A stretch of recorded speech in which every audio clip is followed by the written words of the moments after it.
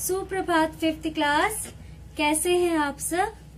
मैं आपकी हिंदी की अध्यापिका मिसेस सोनू जैन, विद्या बाल भवन स्कूल से। बच्चों, आप सबको मालूम है इस समय हम व्याकरण विषय से कहानी पढ़ रहे हैं। कहानी का पठन और श्रवण दोनों कर रहे हैं। आप में से बहुत सारे बच्चे मुझे गृह कार्य भी भेज रहे हैं। मैं आपको गृह कार्य में एक अलग कहानी देती हूँ जिसे आपको पढ़कर मेरे पास भेजना होता है। आपको अच्छी लग रही है ना कहानियाँ? हाँ, तो क्लास आज भी हम एक कहानी पढ़ने वाले हैं जिसका नाम है बातूनी ऊंट। ऊंट पता है ना आपको, कैमल। आज हम कैमल की कहानी पढ़ेंगे और कहानी के अंत में आपको एक ईमेल आईडी भी दी जाएगी जिस ईमेल पर आपको अपनी आवाज में कहानी को रिकॉर्ड करके मेरे पास भेजना है। कहानी जब भी पढ़ते हैं आवाज स्पष्ट आनी चाहिए। और सबसे पहले जब भी आप बड़ों को संबोधन देते हैं आपको ध्यान देना चाहिए कि आप उन्हें नमस्कार करें, सुप्रभात बोले। ठीक है क्लास, इन सब बातों का भी आपको ध्यान रखना चाहिए। तो चलिए अब आज की कहानी का आरंभ करते हैं। क्लास, हमारी आज की कहानी का नाम है बातूनी ऊंट। बातूनी समझते हैं आप? जो बहुत ज्यादा बोलते हैं, अपनी बात के आगे दूसरों को कुछ कहने ही नहीं देते हैं। चित्र में देखिए, एक गिलहरी, खरगोश और ऊंट, ये तीनों आज की कहानी के मुख्य पात्र हैं।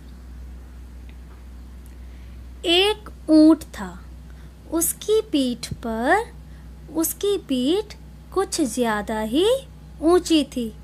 आपने तो देखा है ना कैमल, ऊंट, उसकी पीठ कमर पे ऊंची होती है। यही कारण था कि वह ऊंची ऊंची फेंकता का मतलब है बड़ी बड़ी बातें करना, ऐसी बातें करना जो उसकी पहुंच से बाहर हैं। एक दिन वह टहलने निकला। नदी किनारे चूहा, गिलहरी, बंदर और खरगोश किसी बात पर हंस रहे थे। ऊंट भी जोर जोर से हंसने लगा। खरगोश ने पूछा, ऊंट भाई तुम क्यों हंसे?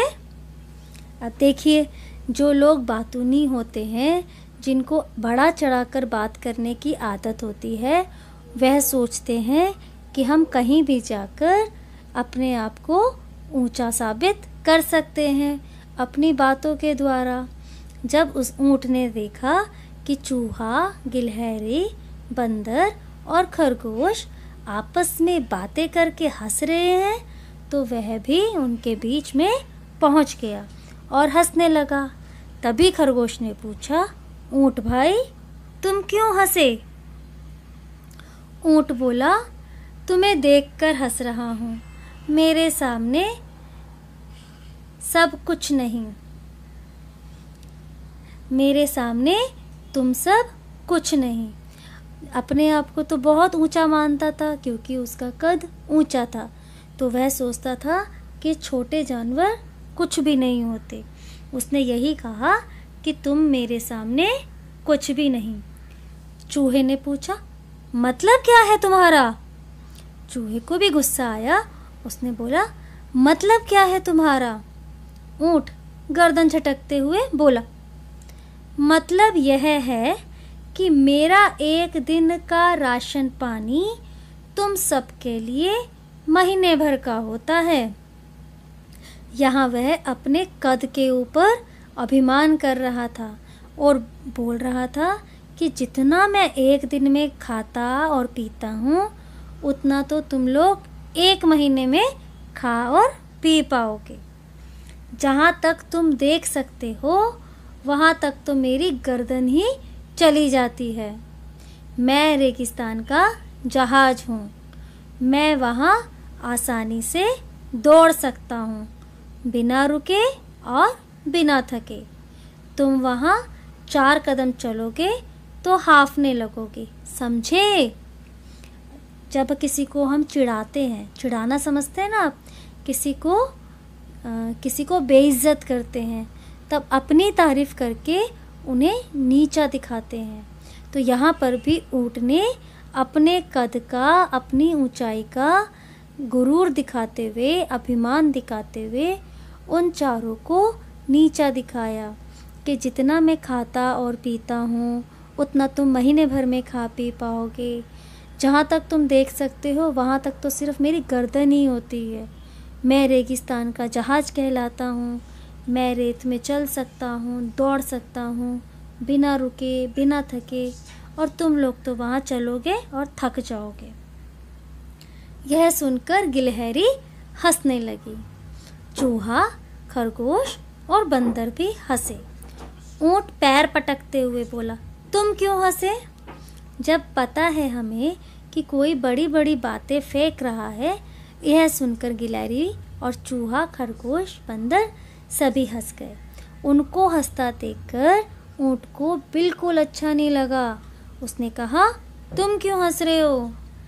गिलहरी हंसते हुए बोली, ऊँट भाई, माना कि तुम बड़े हो, लेकिन हर बड़ा हर तरीके का काम कर सके यह जरूरी नहीं। मैंने आपको पिछली कहानी में भी बताया था कि हर किसी का काम अलग होता है। जो काम सुई कर सकती है वो काम तलवार नहीं कर सकती। यही सोचकर गिलहरी भी हंसी। उसने कहा कि बड़े होने से कुछ नहीं होता, दुनिया में ऐसे बहुत से काम हैं जिसे हर कोई नहीं कर सकता, और यह ज़रूरी नहीं कि जिसका कद बड़ा हो वह सारे काम कर सके। ऊँट बोला, मैं बच्चों को मुँह लगाना ठीक नहीं समझता। ऊँट को वो चारों छोटे बच्चे नज़र आ रहे थे। उसने कहा, मैं बच्चों को मुँह लगाना ठीक नहीं समझता। मुँह लगाना का मतलब उनसे बहस करना। बंदर भी हंसते हुए बोला, ऊँट भाई, नाराज़ क्यों होते हो? ऊँट ने बंदर से कहा, ये सब पिद्दी भर के हैं, इनसे मैं क्या बात करूं? तुम सामने आओ, तुम ही बताओ कि ऐसा कौन सा काम है जो तुम कर सकते हो और मैं नहीं। हाँ, पेड़ पर चढ़ने के लिए मत कहना। ऊँट को ये भी पता था कि वह पेड़ पर नहीं चढ़ सकता है, फिर भी उसने अपने आप को ऊंचा रखने के लिए बंदर से कहा कि तुम बताओ, मैं ऐसा कौन सा काम है जो नहीं कर सकता। गिलहरी उछलकर बंदर के कान के पास जा पहुंची। दूसरे ही पल बंदर दौड़कर कहीं चला गया। थोड़ी देर बाद वह पीठ पर एक तरबूज ला रहा था। उसने तरबूज ऊँट के सामने रख दिया। बच्चों, सोच के देखिए कि बंदर के दिमाग में क्या तरकीब होगी जिससे वह ऊँट के अभिमान को कम कर सके या ख़त्म कर सके। गिलहरी ने बंदर के कान में ज़रूर कोई युक्ति बताई होगी, ज़रूर कोई योजना बताई होगी, जिसे सुनकर बंदर तरबूज लेकर आया। बंदर ऊँट से बोला, यह लो, तुम्हें मेरी तरह तरबूज को अपनी पीठ पर लाद कर लाना है। ऊँट की तो पीठ बहुत ऊंची होती है ना। अब बंदर तो अपनी पीठ पर तरबूज को उठाकर ले आया। अब उसने यही शर्त ऊँट के सामने रखी कि तुम्हें भी तरबूज अपनी पीठ पर लाद कर लाना है। उठाओ इसे, और 20 कदम ही सही, जरा चलकर तो दिखाओ। ध्यान रहे कि तरबूज गिरना नहीं चाहिए। क्या शर्त रखी? कि तरबूज गिरना नहीं चाहिए। तुम ज़्यादा दूर नहीं, केवल 20 कदम ही चलकर दिखा दो। ऊँट बेचारा सक पका गया। जब अपनी हार नज़र आती है ना, अपनी पोल खुलती हुई नज़र आती है, बड़ी बड़ी बातें तो कर लेते हैं, लेकिन उन कामों को पूरा जो लोग नहीं कर सकते हैं वह सकपका जाते हैं। भला वह पहाड़ जैसी तिकोनी पीठ पर गोल मटोल तरबूज कैसे रख पाता? आपने तो देखी है ना ऊंट की पीठ कैसी होती है। अब उस पे वो गोल तरबूज को कैसे रख सकता था? तरबूज को पीठ पर रखकर चलना तो और भी मुश्किल काम था। ऊंट खिसियाता हुआ वहां से खिसक लिया। खिसियाता हुआ यानी अपने आप में शर्म महसूस करता हुआ वहां से वो चला गया, क्योंकि उसे पता था वह अपनी तिकोनी पीठ पर गोल तरबूज को रखकर नहीं चल सकता। तभी से ऊंट अब ऊंची ऊंची नहीं फेंकता। अब उस दिन के बाद से ऊंट ने बड़ी बड़ी बातें बोलना और दूसरों को छोटा समझकर उनका मजाक बनाना छोड़ दिया था। तो बच्चों, इस कहानी से हमें यह शिक्षा मिलती है कि कभी भी किसी दूसरे को अपने आप से कम नहीं समझना चाहिए। हर इंसान का, हर जानवर का अपना काम करने का तरीका अलग होता है। सभी लोग अपने शरीर और अपनी सामर्थ्य के अनुसार अच्छा काम कर सकते हैं। तो किसी के भी उसकी शरीर के रूप, शरीर या रंग रूप या सामर्थ्य के आधार पर हमें नीचा नहीं दिखाना चाहिए। ठीक है क्लास, अब आपको आज का गृह कार्य भी पता है कि आपके स्कूल ऐप पर गृह कार्य 12 बजे तक अपलोड हो जाएगा। फिर जो मैं आपको ईमेल आईडी दूंगी, उस ईमेल आईडी पर आपको अपना गृह कार्य सेंड करना है। ठीक है क्लास?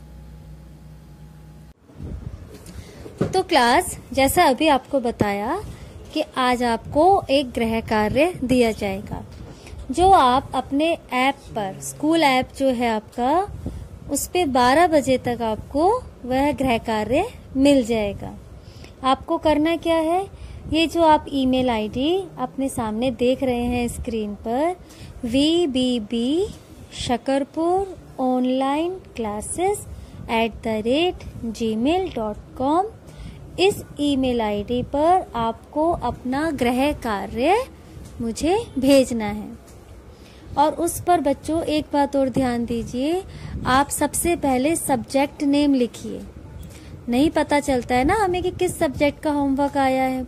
सबसे पहले आप सब्जेक्ट नेम, आपका नाम और आपकी क्लास, ये जरूर उस पे होना चाहिए आपके होमवर्क पे। आपको क्या करना है पता है ना? आपको अपने ऐप ओपन करना है, आपको देखना है, उसमें आपको 12 बजे तक आपका गृह कार्य अपलोड होगा। वहां से आपको गृह कार्य लेकर इस ईमेल आईडी पर सेंड करना है। और आपको कहानी कैसी लगी? अच्छी लगी? ठीक है क्लास, ओके। एक बार और मैं आपको ईमेल आईडी बता देती हूँ। देखिए, vbbshakarpur